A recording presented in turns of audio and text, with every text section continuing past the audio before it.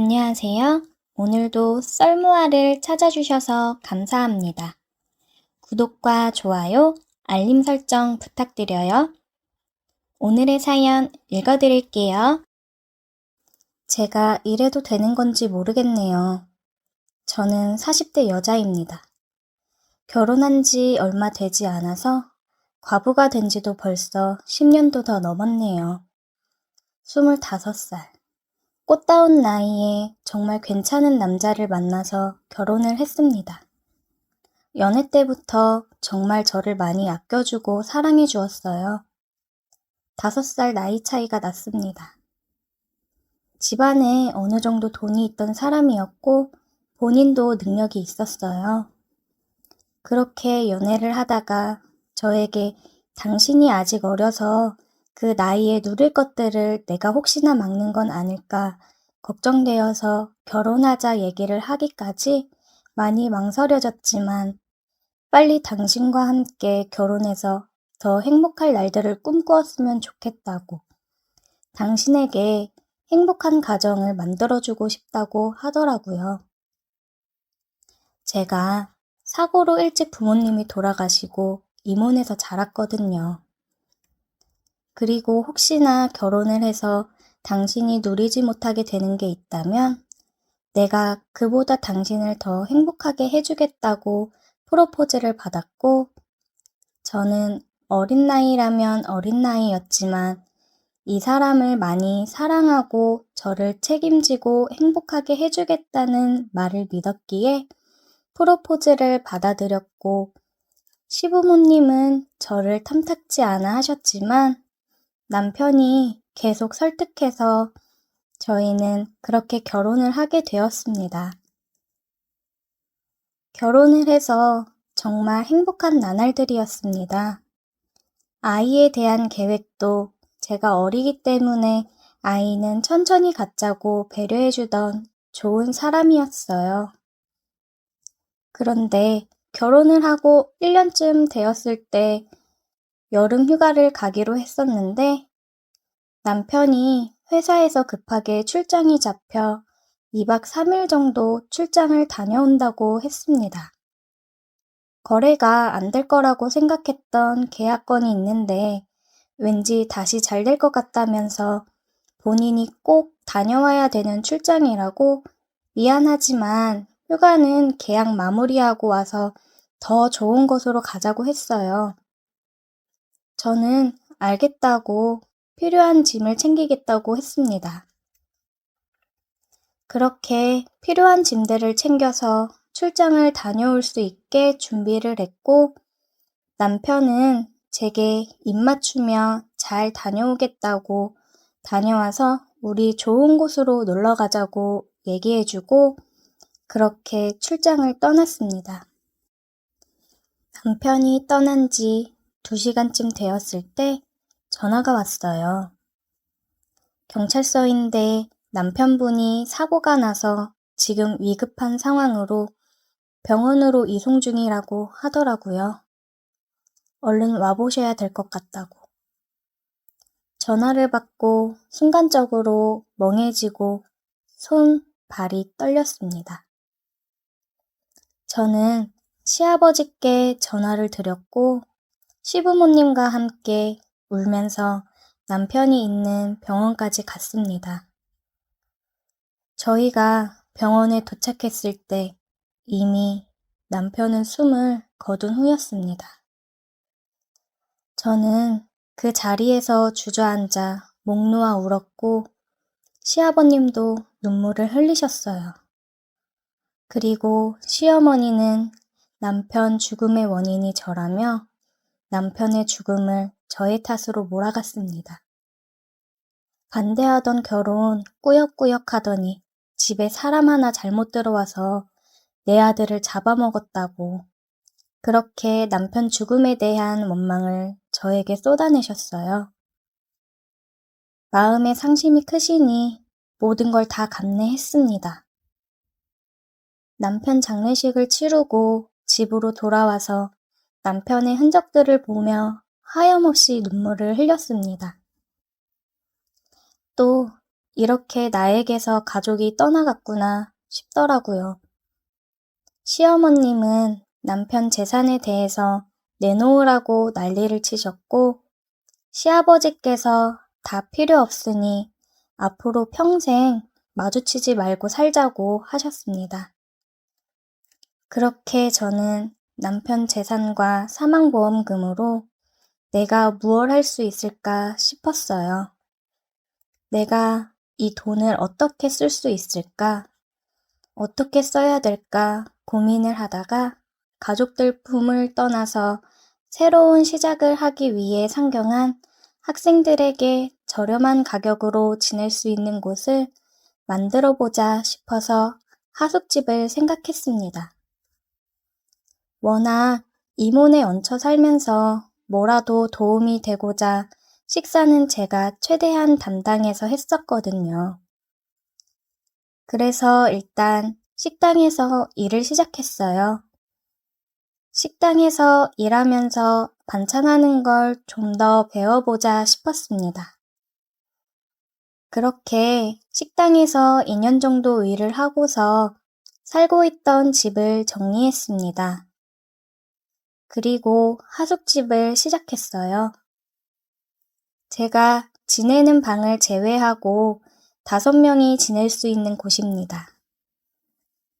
제가 나이가 어렸던지라 25살 나이 학생들까지 받았었고, 제가 30살이 넘어가면서부터는 사회 초년생들까지 지낼 수 있게 26살까지 들어와서 살 수 있게 했어요.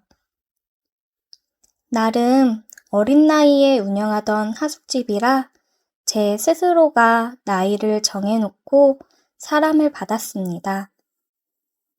벌써 하숙집을 운영한 지도 10년이 지나가네요. 아이들과 스스럼 없이 가까이 지내고 식사도 챙겨주면서 정말 제 가족같이 보살폈습니다. 집에서도 친구들도 이제 그만 다른 사람 만나도 되지 않겠냐고 얘기를 많이 했고, 여러 남자들이 많이 다가왔었지만 연애도 하고 싶지 않아 그냥 다 거절했었어요. 그냥 사람을 만나서 헤어지는 게 너무 무서웠습니다. 하숙집을 하면서 많은 하숙생들을 만나고 함께 지내면서 외로움도 못 느꼈어요.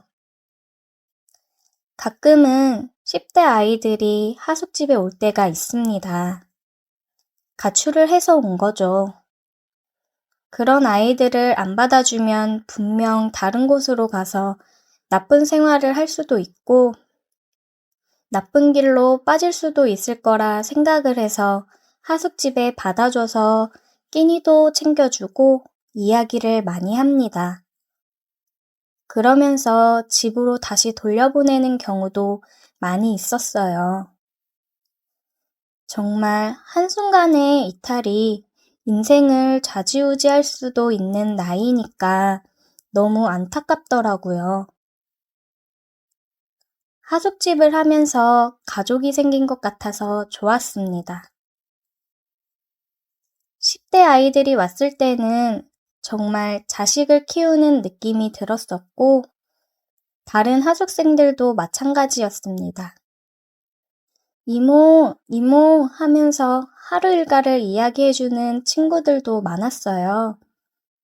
그리고 하숙 생활을 하면서 잘 돼서 나가는 청년들을 보면 너무 기분이 좋더라고요. 정말 하숙집을 하면서 너무 즐거웠고, 내가 이걸 함으로써 이렇게 버티고 살아갈 수 있구나를 깨달았습니다. 근데 얼마 전 새로 들어온 청년 때문에 마음이 너무 흔들리면서 심란합니다. 여느 사람들과 마찬가지로 식사를 챙겨주면서 저도 같이 먹는데 청년과 둘이 식사를 했던 적이 있습니다. 식사하면서 이야기를 나누다 보니 가정 이야기도 하게 되었는데 청년도 저와 같이 일찍이 부모님을 여의고 친척집에 얹혀 살다가 바로 군대를 다녀오고 1년간 대학 생활을 하다가 휴학하고 일을 하면서 등록금을 모으고 있다고 하더라고요. 그러면서 이 가격에 식사 제공까지 해줘서 너무 감사하다고 했어요. 저랑 같은 처지인 것 같아서 마음이 너무 쓰이더라고요. 저도 제 상황을 이야기했고 우리는 같은 아픔을 안고 있어서 그런지 마음이 많이 갔어요. 그렇게 저희는 서로 알게 모르게 의지하고 다른 하숙생들과는 조금 다른 특별한 마음을 가지고 지내게 되었습니다. 하숙집에서뿐만 아니라 가끔씩 둘이 영화를 보러 가기도 하고 밥을 먹으러 나가기도 하고 서로의 생일날이면 선물을 전해주기도 했어요. 뭔가 가족이 생긴 듯한 느낌이 들었고 솔직히 말하자면 남자로도 느껴졌습니다. 어린 하숙 청년을 두고 이런 감정을 갖는다는 게 제 자신도 너무 무섭고 겁이 났습니다. 이런 제 마음과 하숙 청년도 같은 마음이었을까요? 조금씩 하숙 청년이 저를 바라보는 눈빛이 이전과는 달라진 게 느껴졌습니다. 그리고 전보다 뭔가 저를 더 아껴주고 챙겨준다고 해야 될까요? 그래서 저는 이러다가는 안 되겠다 싶어서 조금씩 하숙 청년에게 거리를 두었습니다. 보통 식사를 차려서 다 같이 먹거나 하는데 식사를 차려주고 그냥 방으로 들어간다든지 하숙 청년이 보이면 최대한 피하고 하숙 청년이 오랜만에 영화나 보러 가자고 얘기할 때도 약속이 있다며 나가고 하면서 피하다 보니 하숙 청년도 제가 일부러 피하고 있구나 느껴졌나 봐요. 하숙 청년은 어느 날 저를 붙잡아 세우더니 얘기하더라고요. 혹시 자기 일부러 피하는 거냐고요. 그래서 저는 그런 거 아니라고 말을 하고 황급히 자리를 피하려고 했습니다. 그러자 하숙 청년이 제 손을 잡으며 사랑한다고 얘기하더라고요. 저를 만나서 마음이 너무 따뜻해졌다고 자기가 느낀 이 따뜻하고 행복한 마음을 저도 같이 느꼈으면 좋겠다고 얘기하면서 저를 품에 안았습니다.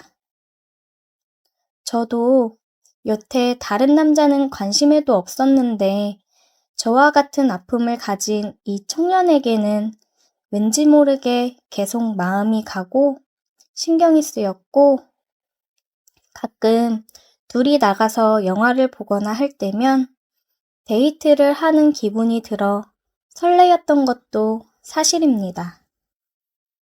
그래서 품 안에 안겼을 때 차마 밀치지 못하겠더라고요.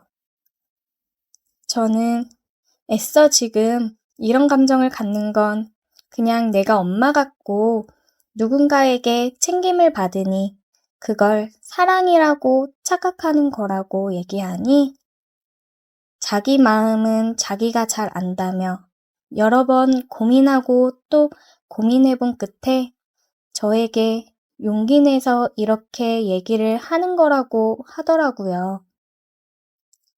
나이 차이가 20살이 넘게 나니 본인도 얼마나 혼란스럽고 힘들었겠어요. 사실 처음에 본인도 너무 혼란스러워서 일찍 부모님을 여의고 가족에 대한 그리움과 애틋함을 사랑이라고 착각하는 건 아닐까 여러 번 생각을 해보았지만 그런 걸 다 떠나서 그냥 제가 여자로 느껴진다고 하더라고요.